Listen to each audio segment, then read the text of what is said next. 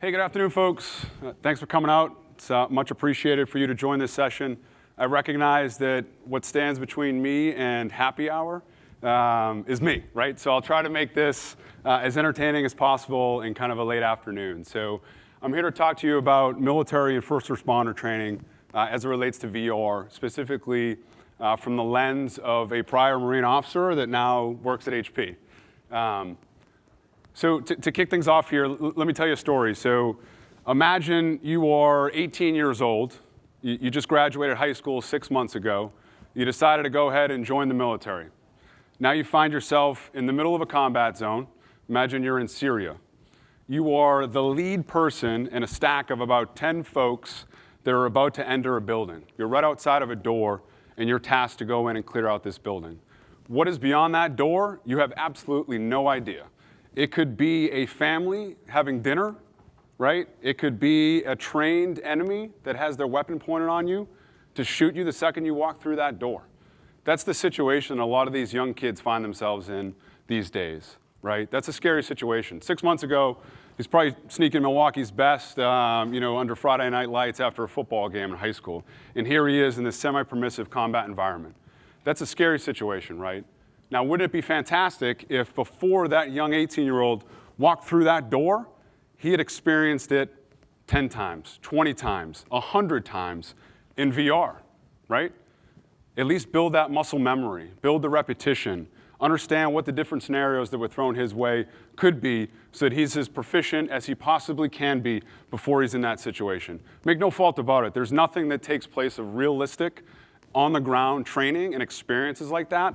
But VR does serve a purpose in the sense that it prepares them for that situation, right? So there's a lot of traction, a lot of steam, a lot of force behind making VR a reality within the military. General Mattis, he's now Secretary of Defense Jim Mattis. He's a 4-star retired Marine general. Love the guy to death. He's honored. He's a well-read guy, well-respected throughout the military and throughout really the government at this point. And his big thing, he was quoted saying this a few weeks back, was, I want my infantry across all of our service branches to experience 25 bloodless battles before they ever see it real time, right? So from the senior levels of the Pentagon, of the government, there's really a shift to make this VR thing a reality within the military. Virtual training has been a thing for quite some time. It really has reached adoption in the military. VR is still relatively nascent. A lot of small proof of concepts you'll see out there, but there's no mass adoption of it at this point. And really, I think the industry is primed at this point to really deliver a good VR training solution that can help the military out. So what am I going to talk about today? I'm going to talk to you about 3 things, 3 use cases that I feel are prime for VR disruption. The first one is procedural maintenance training. So imagine being able to operate on a helicopter or a tank in VR, understanding the procedures, the maintenance, all the visuals, all the nuts and the bolts, how you can break apart the engines, all of that. You can do that in VR relatively easily. This is probably the most mature of all of these use cases at this point. A lot of companies are building these virtual maintenance trainers. So I'm going to talk about that one a little bit. Second one's dismounted troops. This is kind of the shiny star. A lot of people get focused on this. This is imagine 15 people in this room with VR headsets on, with weapons, training in different environments. That's what I mean by dismounted troops. And then the third one, a little lesser known, that I really think is prime for disruption is cultural and soft skills. So a lot of the focus these days is counterinsurgency. It's not just the bombs and the bullets. There's a lot of interacting with the local population, and that's a tough thing to train to that I'll get into here in a minute.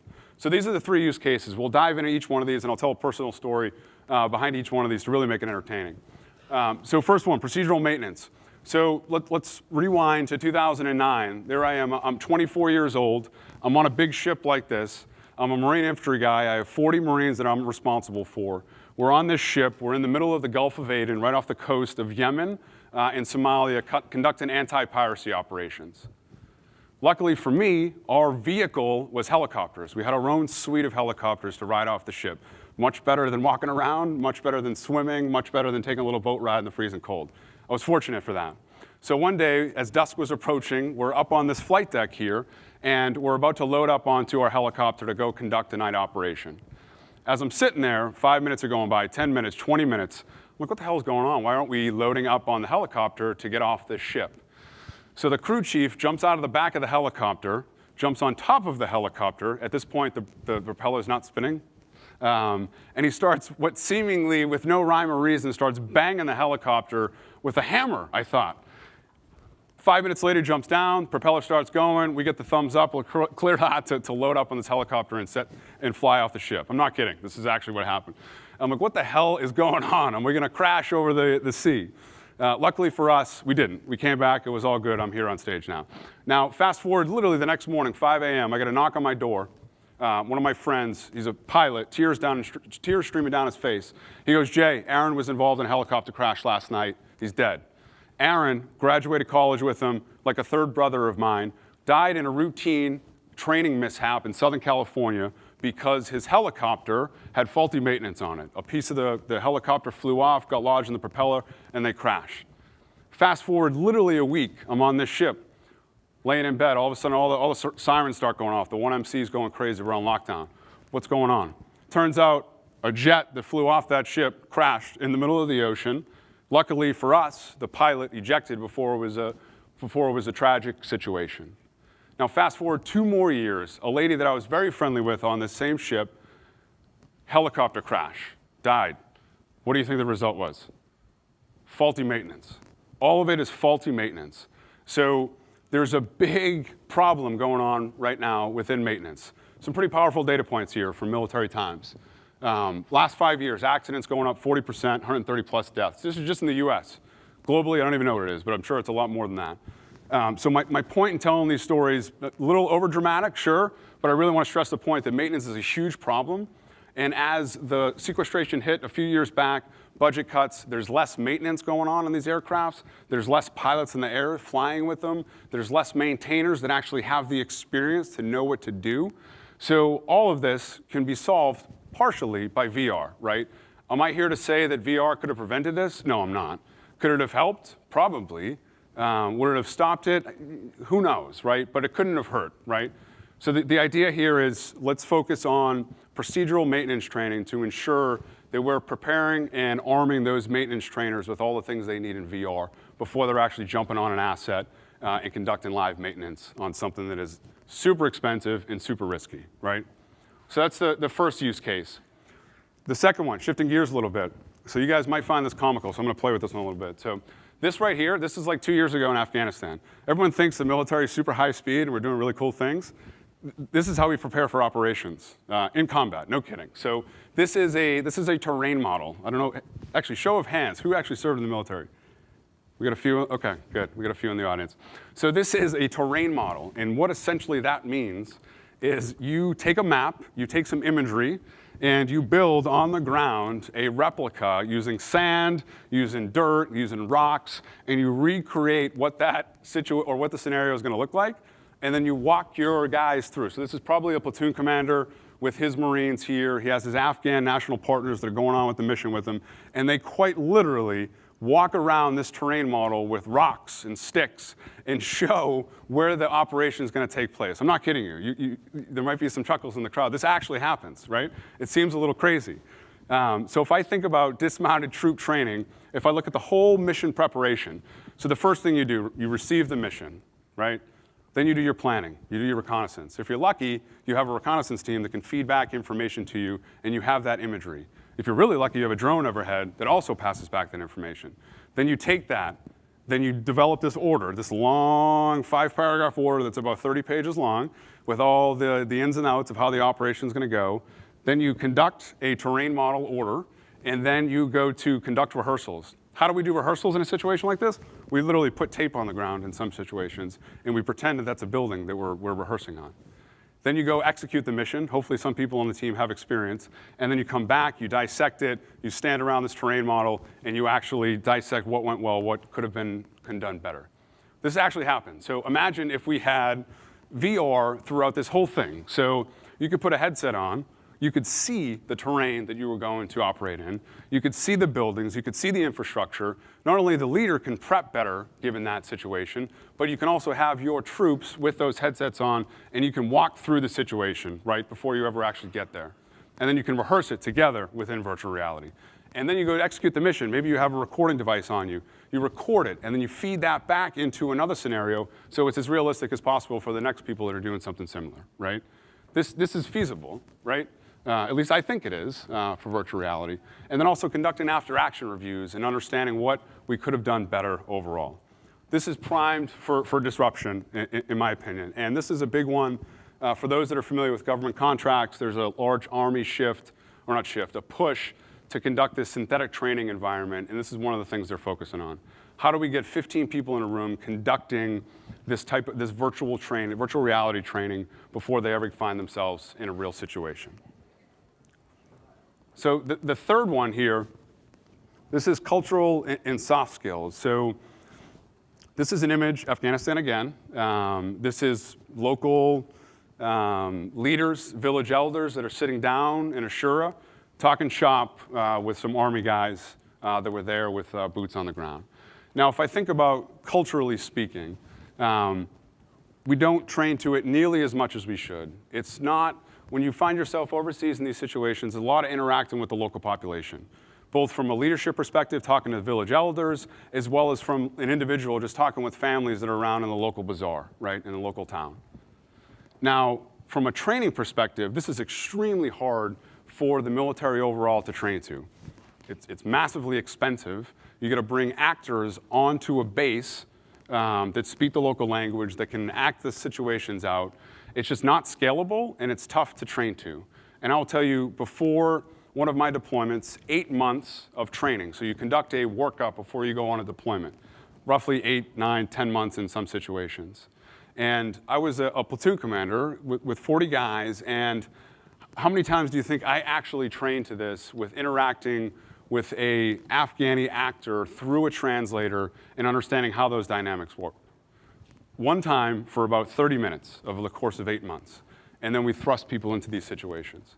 So wouldn't it be fantastic if in VR you could interact with a virtual avatar that was able to respond to your questions, able to respond to the answers, your body language, and you're able to have a nice dialogue talking through a translator, because ultimately we don't speak all these different languages, and neither do the local populace, right? This is a great opportunity for us to really transform how we train to these different standards, and I think VR could do it.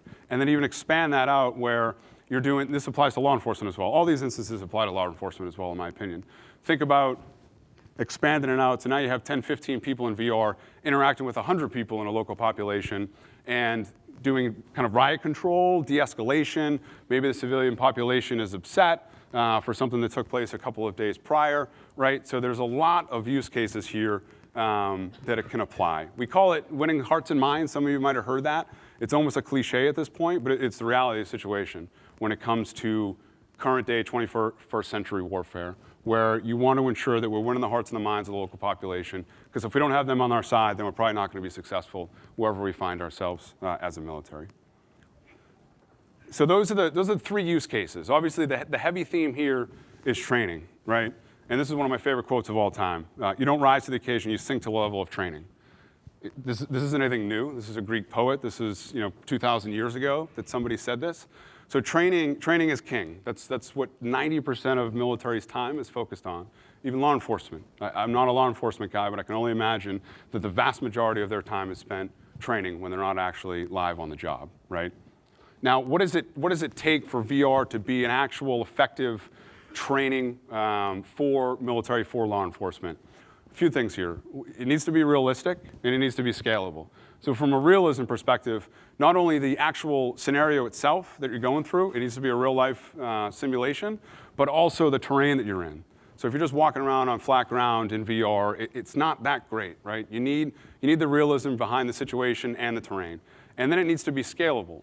And I mean at the point of need where people need to be trained, whether that is on a ship, whether that is in the middle of the desert, wherever it may be. Military spends a lot of time out there doing these things. So it needs to be mobile in order to truly be an effective training tool.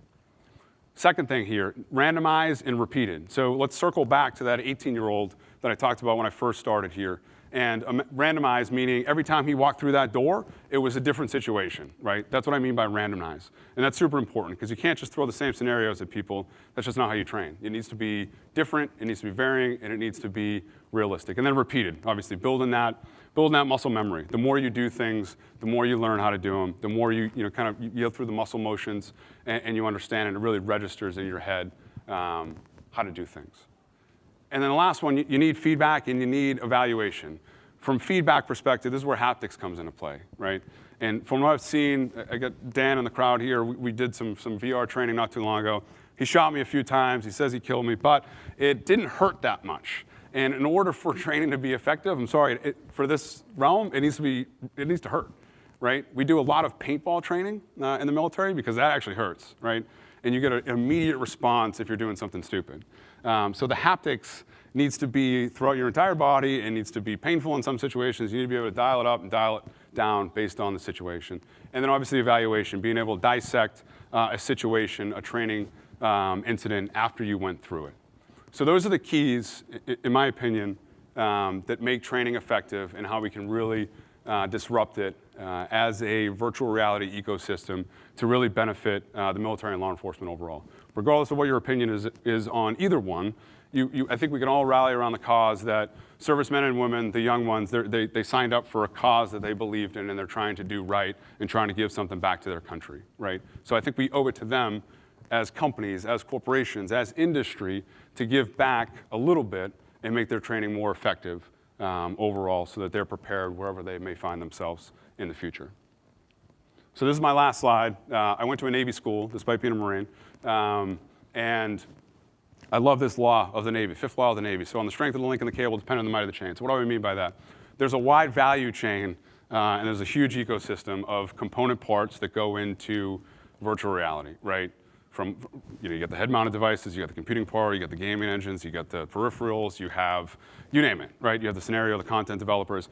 All of those need to work together because they're much better as a whole than they are as their individual parts. And ultimately, they all need to be working together to make this a reality.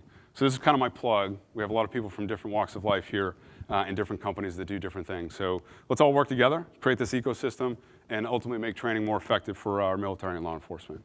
So with that, that is my last slide, and I'll stop talking. See if any... How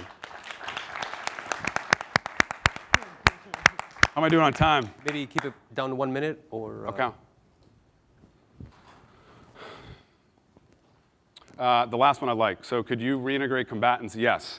So there's a great institute, USC Institute of Creative Technologies, a guy by the name of Skip Rizzo. Some of you might recognize him. We visited there not too long ago, and they are actually enabling doctors to be able to put people that have PTSD into those situations that they found themselves in. That sounds crazy, but it actually works. There's some good studies that come out. So they're able to dial up the intensity of the situation, and they'll really dial it back as the people that have PTSD are really experiencing it. So that's a fascinating one. I was very impressed by what Skip Rizzo's doing there at USC. What else here? How would you be able to scale up deploy on non-VR capable machines? I don't know what that means. I'm focused on VR. What is a non-VR machine?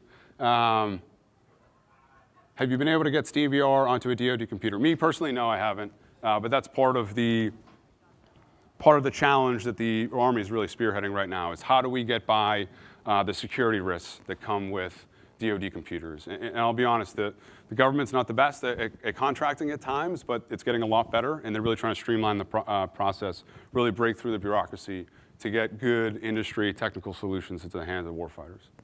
So I'll hang out in the back here if anyone has any further on questions. Appreciate the attentiveness, and thanks for your time. Thank you.